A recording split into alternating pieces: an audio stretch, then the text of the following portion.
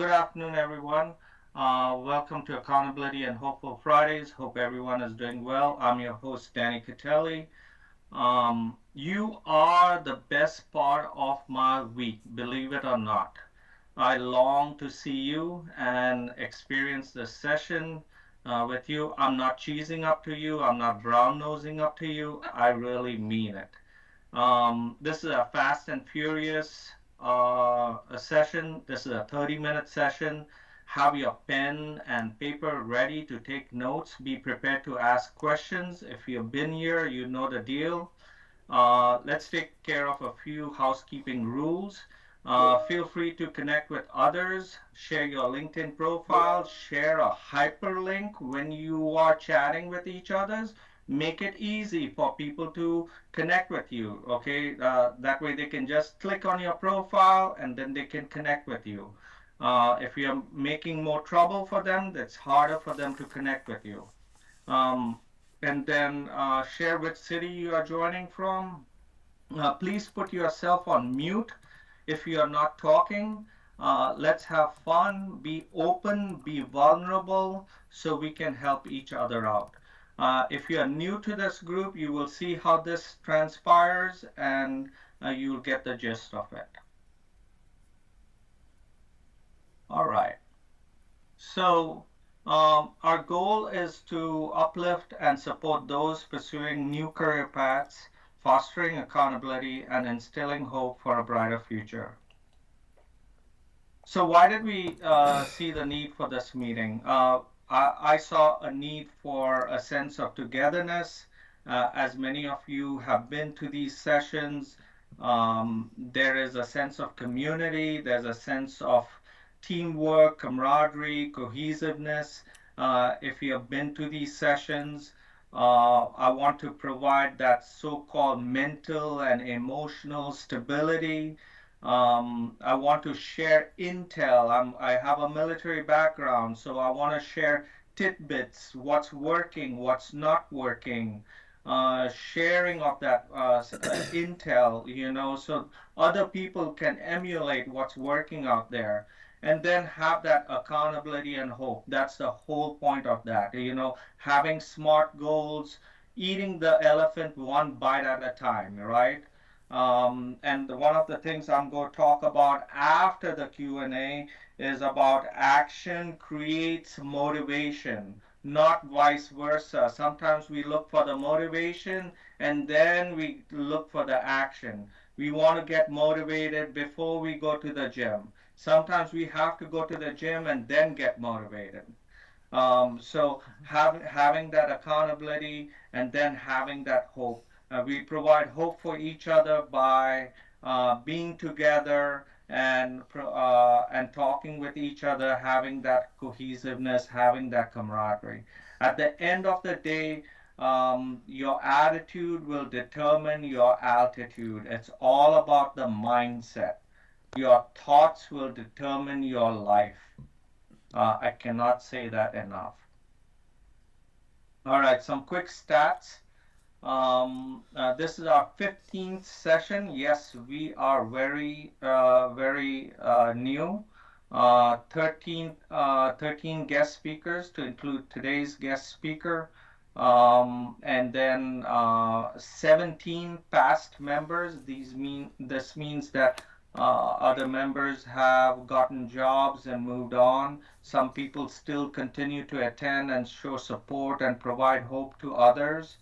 And we are 300 members on LinkedIn and counting. We are growing, believe it or not. Yesterday, I was trying to figure out a way how to determine what's the rate at what we are growing.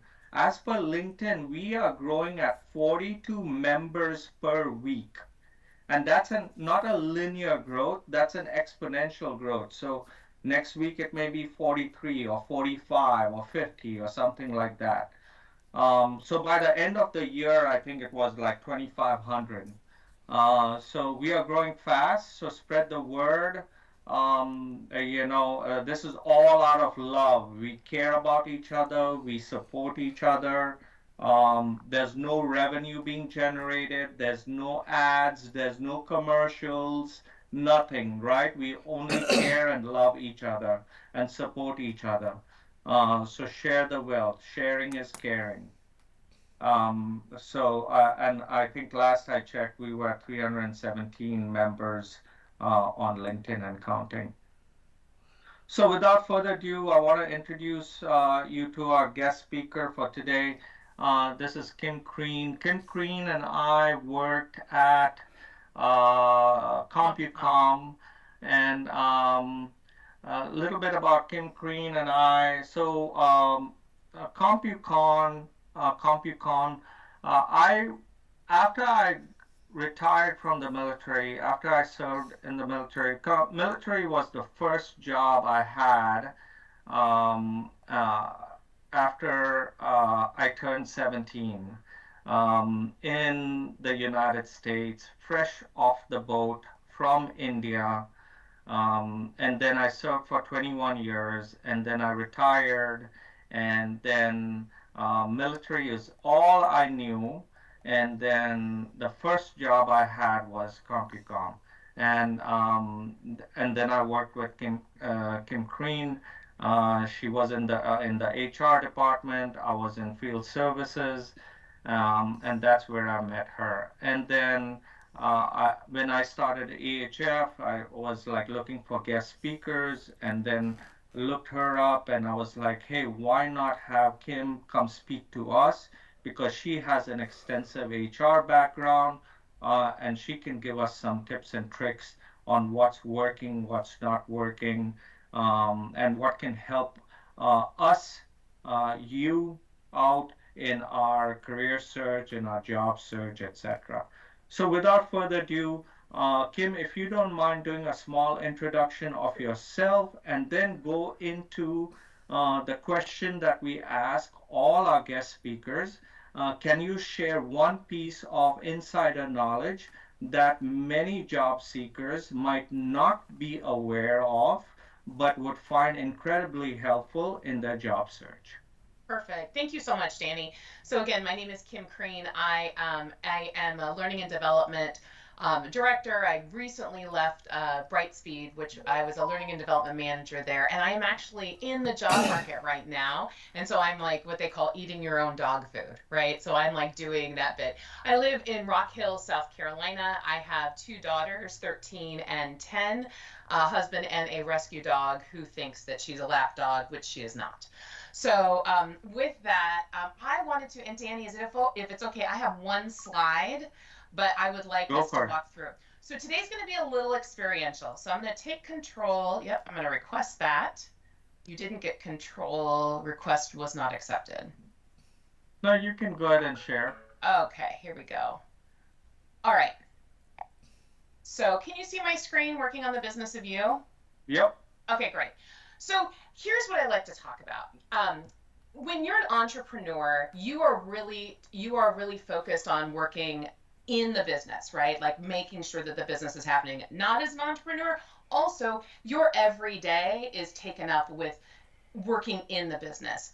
When you're without a job or when you're looking for that new adventure, you have to work on the business of you. And so with that, I wanted to give you some tips on this.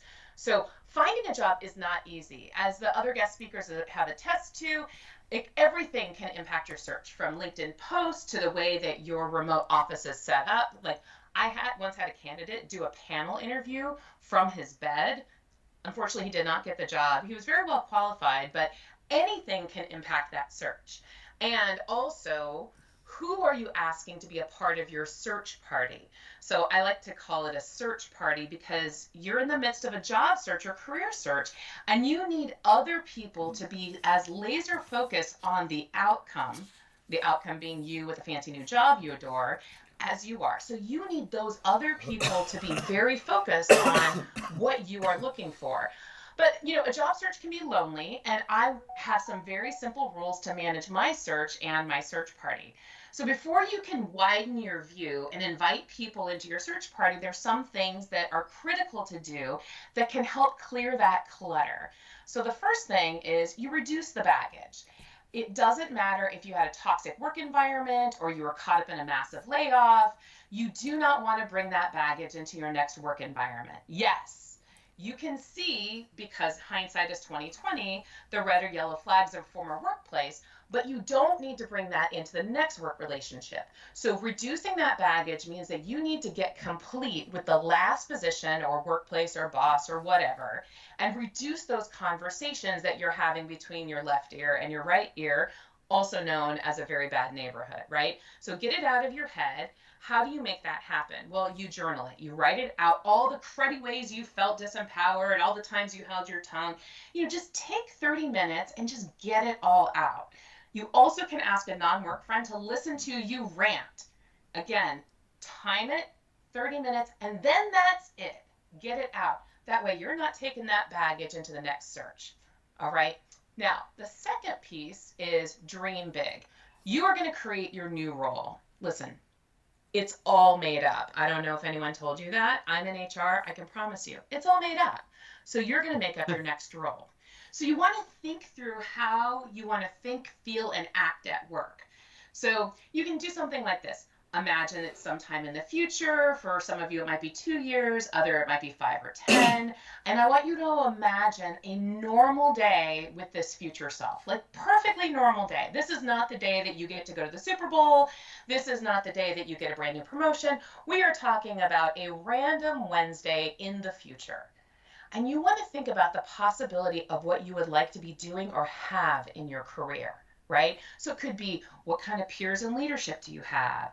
What do you do on a daily basis? Are you commuting into work? Are you remote? Are you in the field? Who are you interacting with? What do you see on a daily basis? Are you in an office? Are you seeing other people? Are you in meetings? Are you writing policy? Are you writing code? Who are you responsible for, and what are you responsible for? Are you filling out a process? You just have to like hone all that down of like, what is it that I am dreaming about in that next role? And it can be audacious. It can be a stretch. However, you want to take the time and you want to get present to what it is you want. Okay? And then the next piece is you focus on the target. So now that you've dreamed what's possible, you write down your target and you create it in a way that is a SMART goal. It's specific, it's measurable, achievable, relevant, and time bound. So for me, example, by May 5th, 2025, I will start as a director of leadership development for a multinational enterprise with a starting salary of X and a bonus of X. I'm a people manager of full-time equivalents and managers. I have a remote office in my home. I travel internationally 4 times a year for 1 week at a time, and I travel nationally 5 times a year for 2 to 3 days at a time. I coach executives on performance, align leadership programs to business priorities, and direct the creation of programming for all leaders throughout the enterprise. I have peers and leaders who have experience and a background that aligns to mine and helps me further my development as a people leader. So that's how like specific you get to be, right? So you get to be so very specific. I am going to do X by Y, and here's what I'm going to do with that. Now, the last bit is be a detective, right? So this one's my favorite. As you search, you get to become a detective for your target, for your goal. You search for the alignment, right? What aligns? Does the compensation align to what I'm looking for? Does the flexible PTO align what I'm looking for? Am I working with the kind of peers that I want to be working for?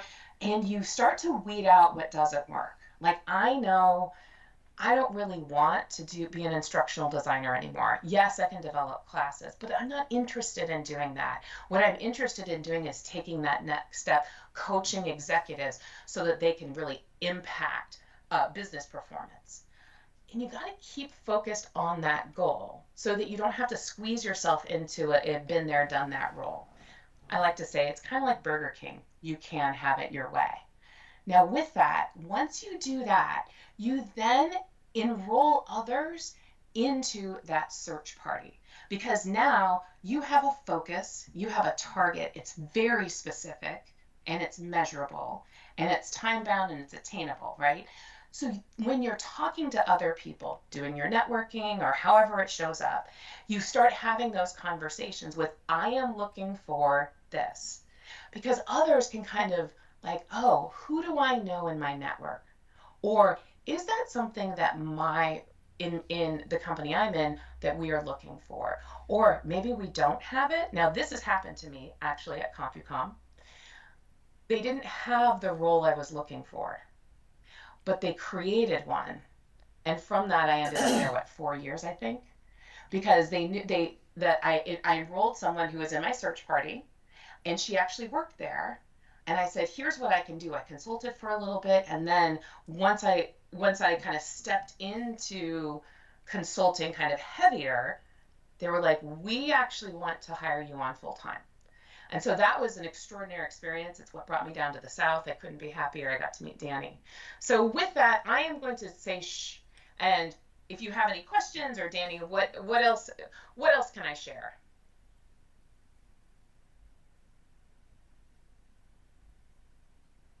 Luther.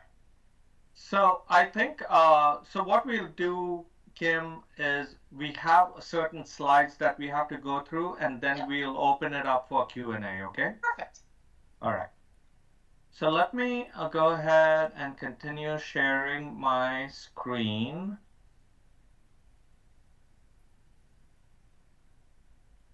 Let me know when you can see it.